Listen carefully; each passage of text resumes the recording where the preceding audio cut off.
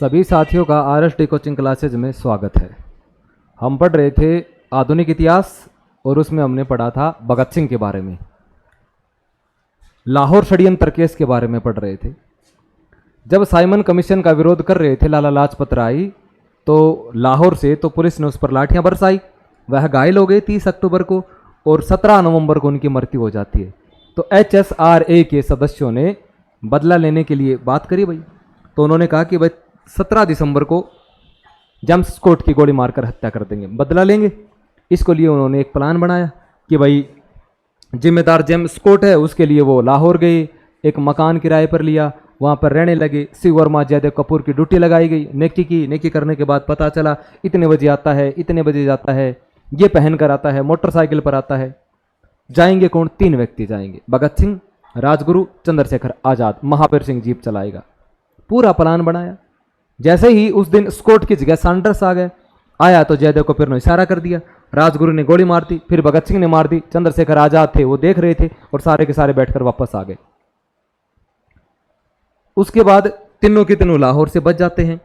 8 अप्रैल 1929 को जब अंग्रेज केंद्रीय विधान मंडल में बिल पेश कर रहे थे, तो भगत सिंह और बटू केशव दत्त ने बम फेंका। बम फेंकते समय इंकलाब जिंदाबाद के नारे लगाए, साम्राज्यवाद मुर्दाबाद, वंदे मातरम के नारे लगाए गए। ऐसा कहते हैं उन्होंने अपनी गिरफ्तारी दे दी। गिरफ्तार करने के बाद क्रांतिकारियों ने जेल में राजनीतिक कैदी का दर्जा दिलाने के लिए भूख हड़ताल शुरू कर दी। उस भूख हड़ताल में 64 दिन की भूख हड़ताल के बाद जतिन दास की क्या हो गई? मृत्यु हो गई। 13 सितंबर 1929 को जतिन दास की मृत्यु हो जाती है। 27 फरवरी 1931 को इलाहाबाद के अल्फ्रेड पार्क में चंद्रशेखर आजाद भी पुलिस मुठभेड़ में शहीद हो जाता है। और लाहौर षड्यंत्र केस के तहत इन पर मुकदमा चलाया जाता है। 3 आरोपी हैं, भगत सिंह, राजगुरु, सुखदेव। न्यायाधीश यंग हिल्टन ने 24 मार्च को फांसी का दिन निश्चित कर दिया, सजा दे दी फांसी। लेकिन लोगों के उत्साह को देखते हुए अंग्रेजी सरकार ने समय से एक दिन पहले ही 23 मार्च 1931 को भगत सिंह, राजगुरु, सुखदेव को फांसी दे दी गई। 23 मार्च को हम शहीद दिवस मनाते हैं। तमाम क्रांतिकारी घटनाएं हम पढ़ चुके हैं। आज हम पढ़ेंगे आपका लाहौर अधिवेशन। क्या पढ़ेंगे भाई? लाहौर अधिवेशन। लाहौर अधिवेशन कांग्रेस का एक अधिवेशन होता है लाहौर में, और वो कब होगा? 1929 का। कांग्रेस मैंने पूरे पढ़ा दी, पूरे अधिवेशन पढ़ा दिए। इसकी जो अध्यक्ष होंगे वो होंगे जवाहरलाल नेहरू। कौन होंगे भाई? जवाहरलाल नेहरू। लाहौर कौन सी नदी के किनारे है? तो रावी नदी के किनारे। किस नदी के किनारे हुआ भाई? रावी नदी के किनारे यह अधिवेशन हुआ। कांग्रेस का एक अधिवेशन होता है 1929 में, और वो अधिवेशन हुआ लाहौर में। अध्यक्षता किसने की? जवाहरलाल नेहरू। अधिवेशन कौन सी नदी के किनारे हुआ? रावी नदी के किनारे। इसमें एक दो बात कही गई। 1928 में नेहरू रिपोर्ट आई थी। नेहरू रिपोर्ट में हमने बात की थी डोमिनियन स्टेट की। उन्होंने कहा कि ठीक है, डोमिनियन स्टेट की मांग कर भी थी तो 1 साल तक हम अंग्रेजों को समय देते हैं। अगर वो भारत को डोमिनियन स्टेट का दर्जा दे देंगे तो ठीक है, नहीं देंगे तो हम आंदोलन शुरू कर देंगे।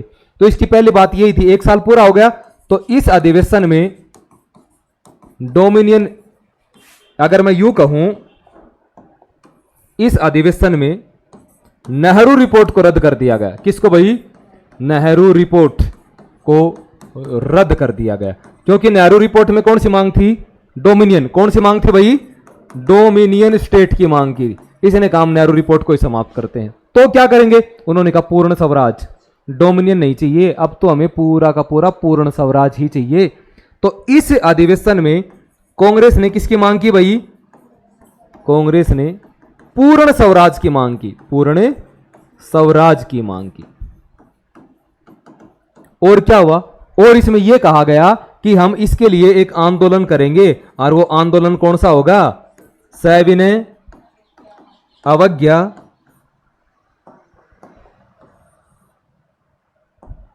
आंदोलन।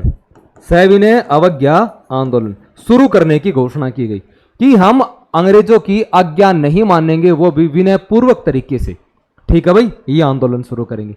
इस अधिवेशन में जवाहरलाल नेहरू ने नारों के साथ, जैसे इंकलाब जिंदाबाद, इंकलाब जिंदाबाद की रचना मोहम्मद इकबाल करता भाई, इंकलाब जिंदाबाद, वंदे मातरम, वंदे मातरम, इन नारों के साथ भारतीय झंडे को फहराया गया। भारतीय झंडे को रावी नदी के किनारे फहराया गया और आने वाले कब भाई 26 जनवरी को कौन सा दिवस? स्वाधीनता, या इसी को क्या बोलते हैं? स्वतंत्रता दिवस मनाने की घोषणा की। और ऐसा कहते हैं भारत ने अपना पहला स्वतंत्रता दिवस कब बनाया? 26 जनवरी 1930 को। यही इस अधिवेशन की बातें, आप इतना पढ़ लेना भाई। कांग्रेस का एक अधिवेशन होता है 1929 में, वो अधिवेशन हुआ लाहौर में, रावी नदी के किनारे हुआ, अध्यक्ष बने जवाहरलाल नेहरू। इस अधिवेशन में कांग्रेस ने नेहरू रिपोर्ट को रद्द कर दिया, क्योंकि नेहरू रिपोर्ट में किसकी बात थी? डोमिनियन स्टेट की बात थी। इस अधिवेशन में पूर्ण स्वराज की मांग की गई। ये शब्द पढ़ लेना, पूर्ण स्वराज।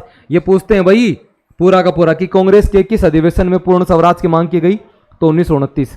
इस अधिवेशन में एक आंदोलन शुरू करने की घोषणा की गई। वो आंदोलन है सविनय अवज्ञा आंदोलन शुरू करने की घोषणा की। इस अधिवेशन में जवाहरलाल नेहरू ने इंकलाब जिंदाबाद वंदे मातरम के नारों के साथ रावी नदी के किनारे भारतीय झंडे को फहराया और कहा कि आने वाली 26 जनवरी को हम स्वाधीनता या स्वतंत्रता दिवस मनाएंगे। इसलिए हमने अपना पहला स्वतंत्रता या स्वाधीनता दिवस कब मनाया? 26 जनवरी 1930।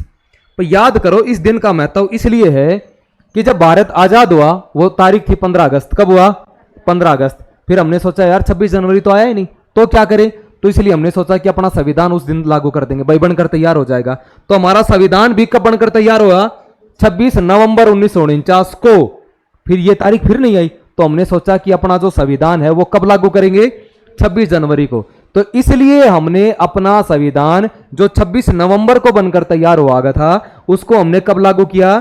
26 जनवरी 1950 को। क्यों? क्योंकि इस दिन को याद रखने के लिए, क्योंकि इस दिन 26 जनवरी 1930 को हमने अपना पहला स्वतंत्रता या स्वाधीनता दिवस मनाया।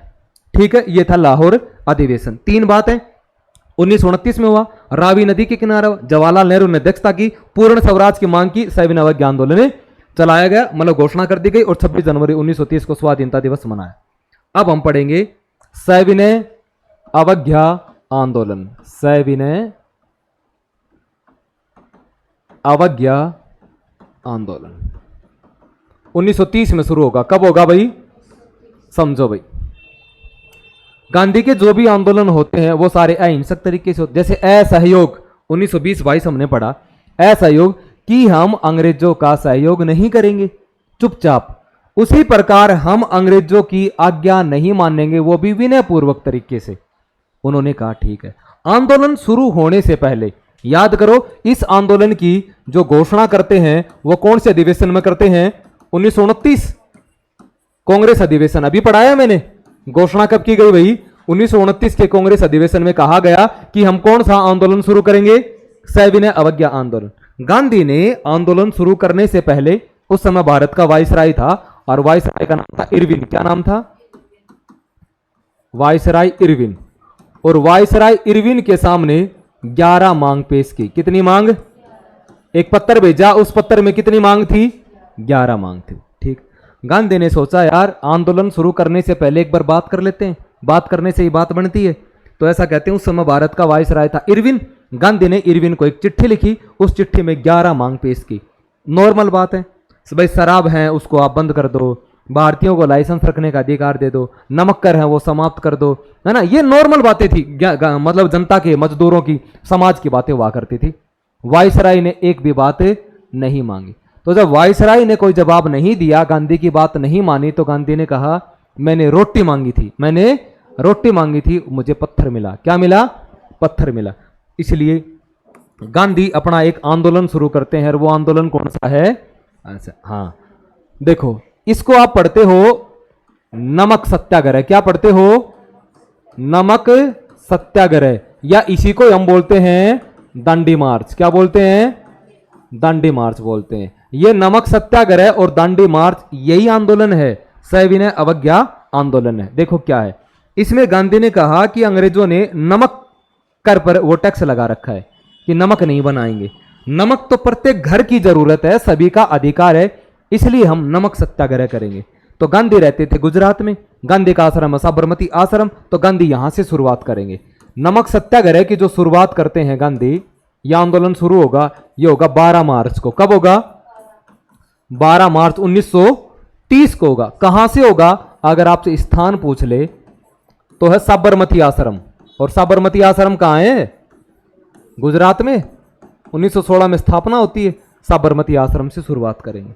गांधी तेज आदमी है, उसको लगा यार घोषणा कर दी कि इस दिन हम शुरू करेंगे तो लोगों की भीड़ इकट्ठा होगी, और जैसे लोगों की भीड़ इकट्ठा होगी तो अंग्रेज हैं वो तुरंत आंदोलन को दबा देंगे, गिरफ्तार कर लेंगे। इसलिए गांधी ने कहा कि भाई सिर्फ सिलेक्टेड बंदे ही मेरे साथ चलेंगे।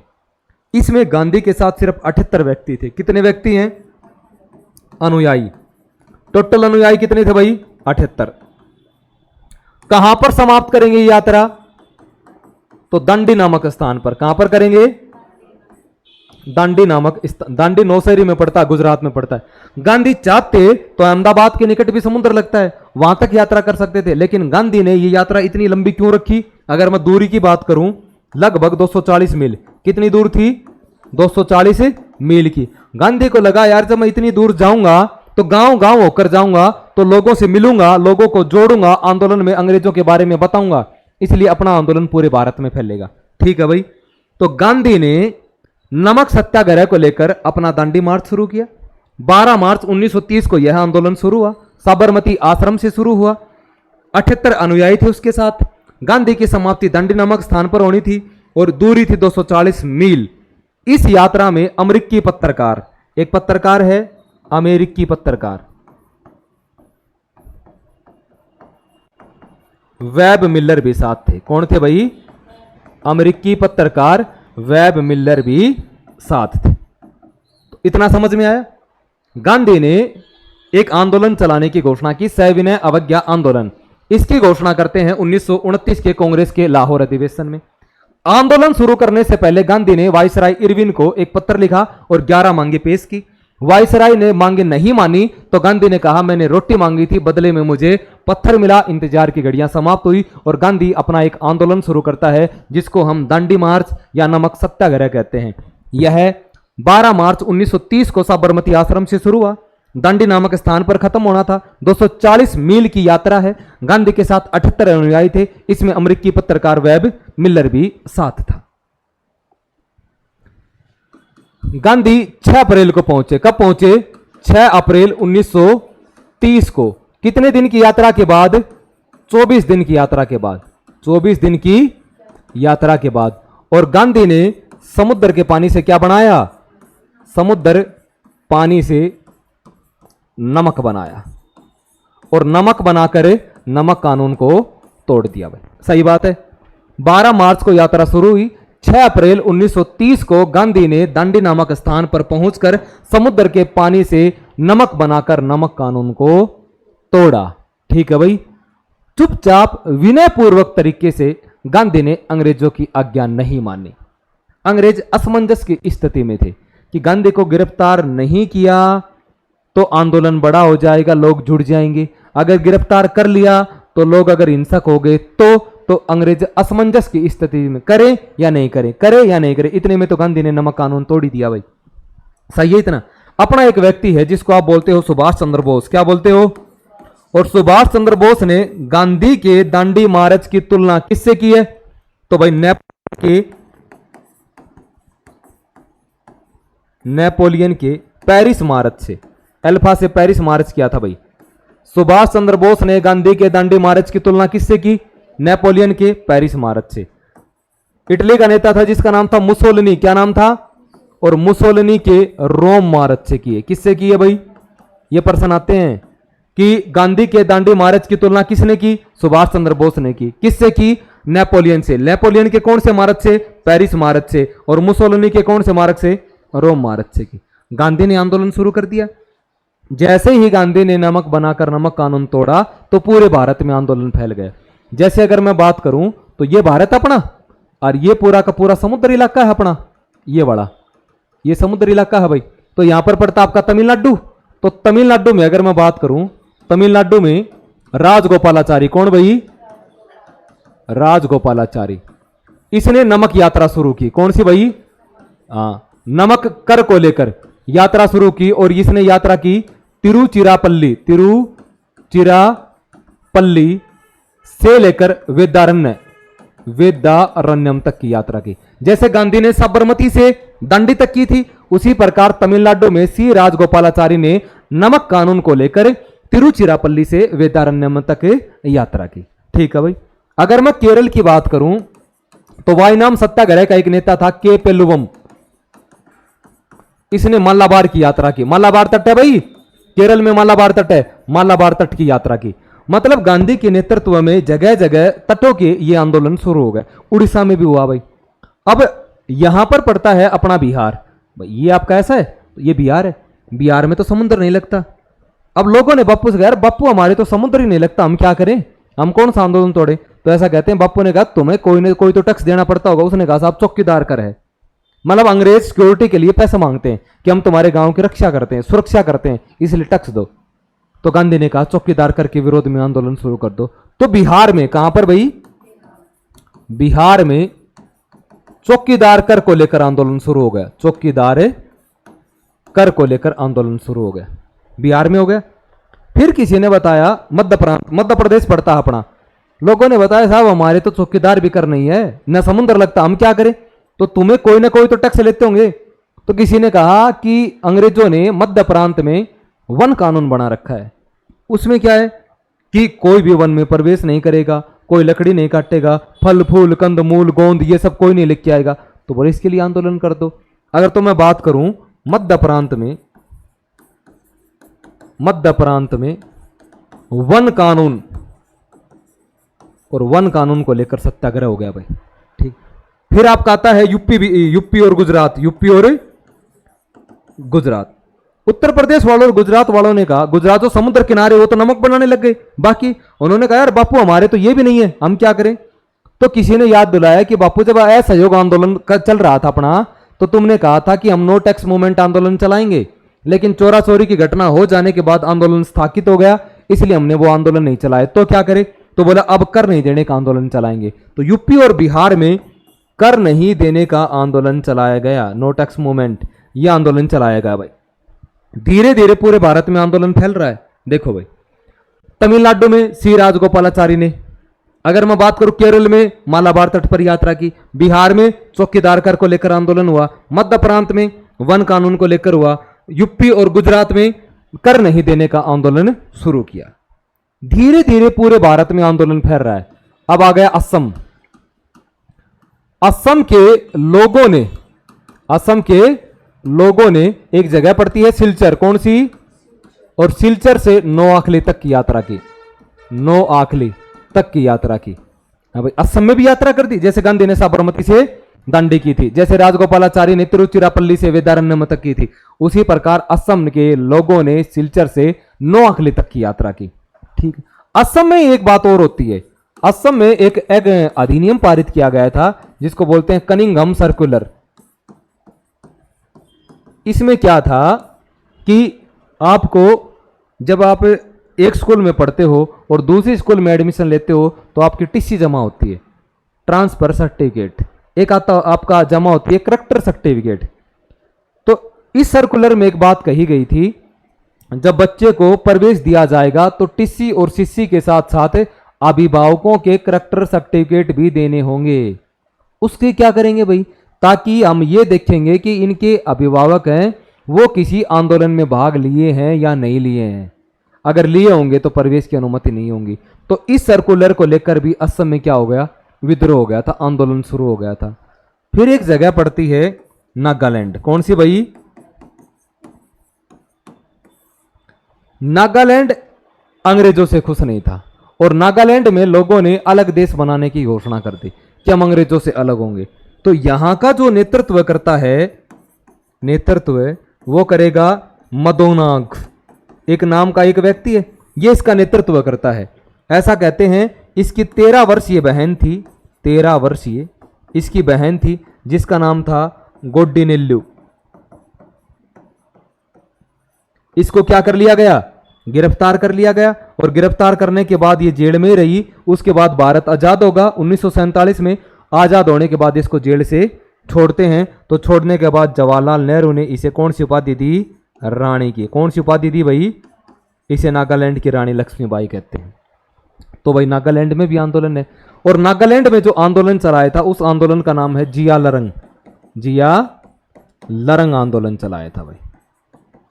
इसके नेतृत्व में जिया लरंग आंदोलन चलाया गया और यह आंदोलन नागालैंड में चला। मद्दोनाग ने नेतृत्व किया। इसकी बहन थी गोडिनेलू, 13 वर्ष की थी, उसे गिरफ्तार कर लिया गया। आजाद होने के बाद नेहरू उसे छोड़ते हैं, नेहरू से रानी की उपाधि देते हैं, उसे नागालैंड की रानी लक्ष्मीबाई कहते हैं।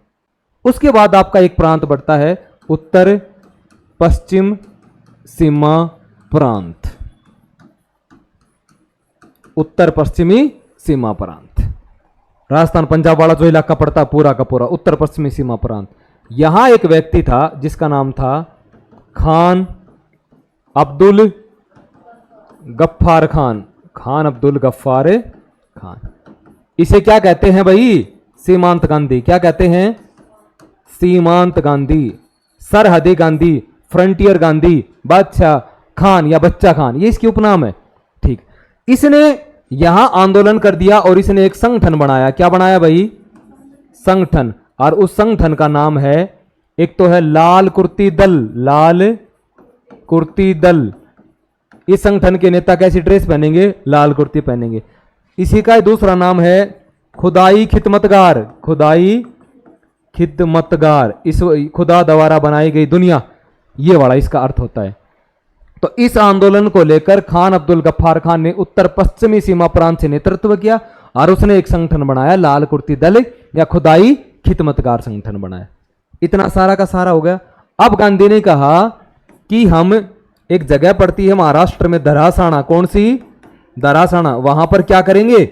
नमक सत्याग्रह करेंगे। वहां नमक की बहुत बड़ी फैक्ट्री है, वहां पर हम धरना देंगे, सत्याग्रह करेंगे। इससे पहले ही गांधी को गिरफ्तार कर लिया गया। और भाई गांधी को गिरफ्तार कब करेंगे? 5 मई 1930 को गांधी को क्या कर लिया? गिरफ्तार कर लिया। और गांधी को गिरफ्तार करके कहां पर भेज दिया? यरवदा जेल। कहां पर भेज दिया? और यरवदा जेल कहां पर है? पुणे में है। कहां पर है भाई? लेकिन बापू ने बोल दिया धरासाना में विद्रोह करेंगे, तो धरासाना में विद्रोह का जो नेतृत्व करेगी वो करेगी सरोजनी नायडू। कौन करेगी भाई? सरोजनी नायडू। गांधी का बेटा था जिसका नाम था मणिलाल। क्या नाम था? एक व्यक्ति और है जिसका नाम है इमाम साहब। क्या नाम है? बंबई के धरासाना में इन तीनों ने मिलकर क्या किया? नमक सत्याग्रह किया। अंग्रेज खूब इन आंदोलनकारियों को पीटते, लाठियां चार्ज करते। ये वापस बिल्कुल अहिंसक तरीके से, विनयपूर्वक तरीके से वापस धरने पर बैठ जाते।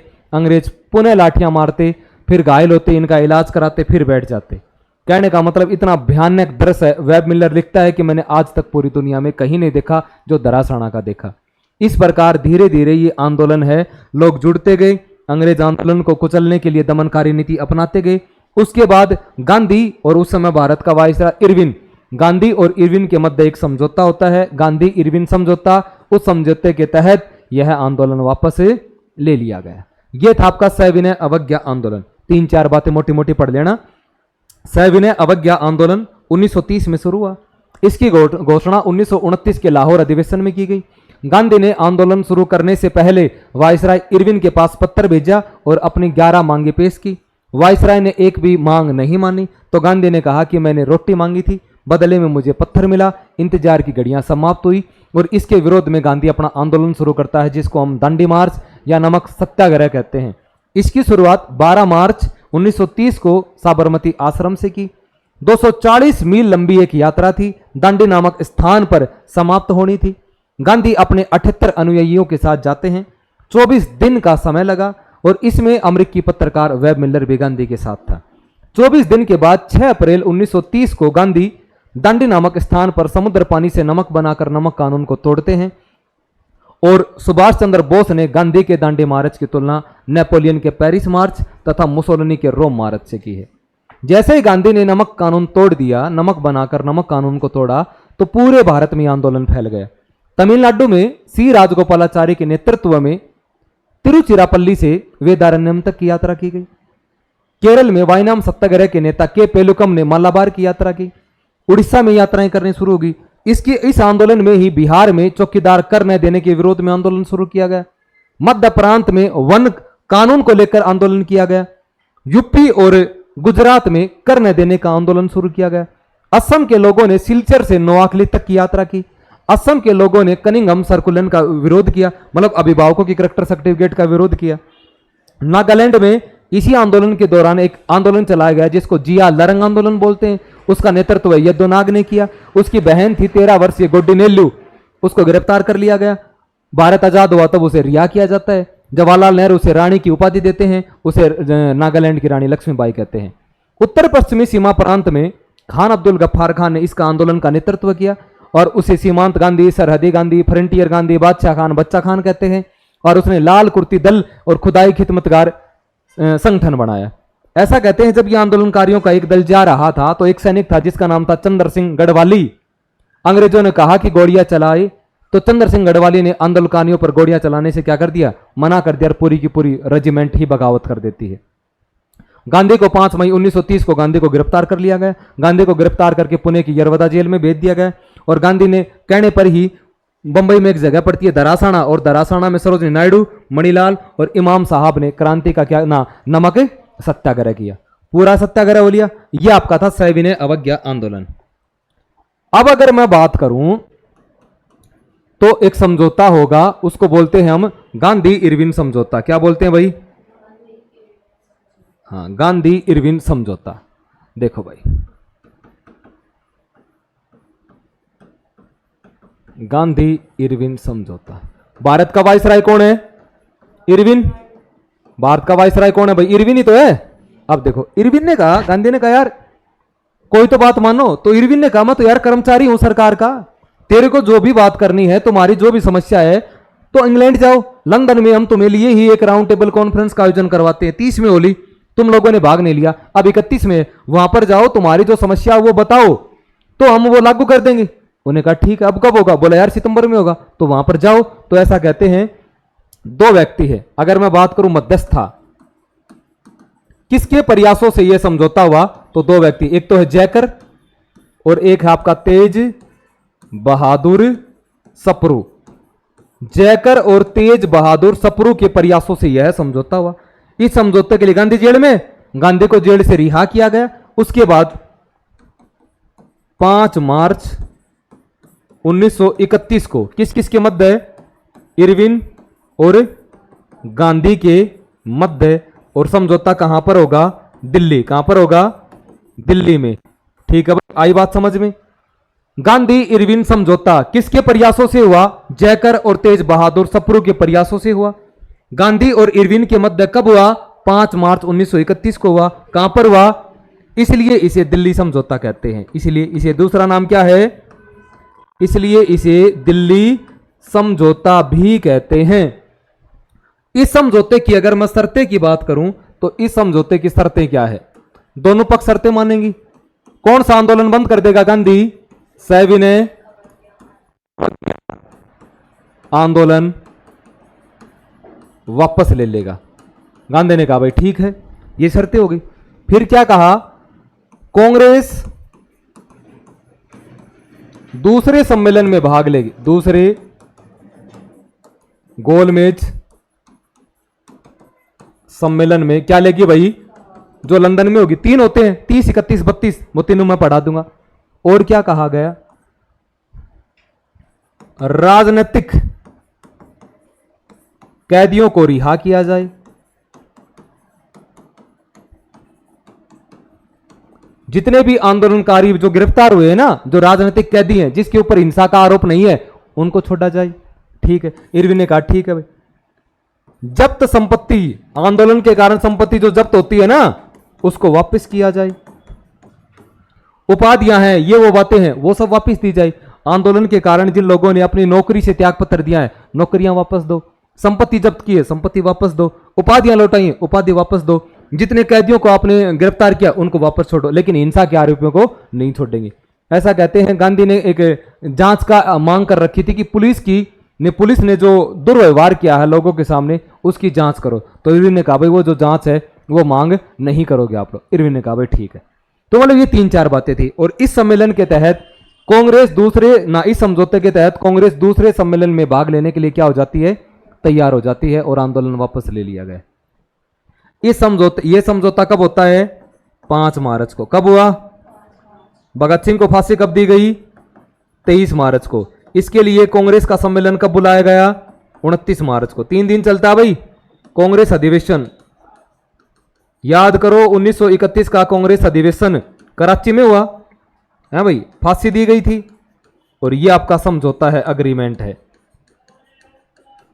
5 मार्च को गांधी और वायसराय के मध्य समझौता हुआ। इस समझौते में ऐसा कहते हैं कि गांधी ने उन क्रांतिकारियों के प्रति कोई भी बात नहीं की, कोशिश भी नहीं की। जब गांधी 1931 के कांग्रेस सम्मेलन में भाग लेने के लिए कराची जाते हैं तो ऐसा कहते हैं भगत सिंह की जो नौजवान सभा है वो गांधी का प्लेटफॉर्म पर जमकर विरोध करती है। गांधी वापस जाओ, गांधी मुर्दाबाद, गांधी को काले झंडे दिखाई दिए। गांधी ने कहा यार गांधी मर सकता है परंतु गांधीवाद जीवित रहेगा। कहने का मतलब ये है वो हिंसा के आरोपी हैं और मेरे सभी आंदोलन अहिंसक तरीके से हैं, इसलिए मैं अपने आंदोलनों में हिंसक तत्वों को प्रवेश की अनुमति नहीं देता। तो कहने का मतलब आप 3-4 बातें याद कर लेना। 3-4 देखो कौन कौन सी है। एक तो ये कर लेना, गांधी इरविन समझौता, मीडिएटर का काम किया जैकर और तेज बहादुर सप्रू। 5 मार्च 1931 को हुआ, दिल्ली में हुआ, इसलिए इसे दिल्ली समझौता कहते हैं। और इस समझौते के तहत गांधी सविनय अवज्ञा आंदोलन वापस ले लेंगे और गांधी यानी कांग्रेस है वो दूसरे गोलमेज सम्मेलन में भाग लेने के लिए लंदन जाएगी। बाकी आंदोलन के कारण जितने भी गिरफ्तार किए सभी को छोड़ देंगे, सारी संपत्ति वापस कर देंगे, है ना, उनकी उपाधियां लौटा देंगे, ये तमाम बातें हैं। और इस समझौते को मंजूरी कब मिली? 1931 के कराची अधिवेशन में इस समझौते को क्या दे दी गई? अनुमति दे दी गई। तो ये आपका सविनय अवज्ञा आंदोलन और आपका गांधी इरविन समझौता था।